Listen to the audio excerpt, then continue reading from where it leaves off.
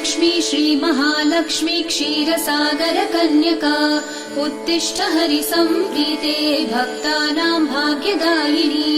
श्रीलक्ष्मी श्रीमहालक्ष्मी क्षीरसागरकन्यका उत्तिष्ठ हरिसम्प्रीते भक्तानां भाग्यदायिनी। उत्तिष्ठोत्तिष्ठ श्रीलक्ष्मी विष्णुवक्षस्थलालये उत्तिष्ठ करुणापूर्णे लोकानां शुभदायिनी। उत्तिष्ठोत्तिष्ठ श्रीलक्ष्मी विष्णुवक्षस्थलालये उत्तिष्ठ करुणापूर्णे लोकानां शुभदायिनी।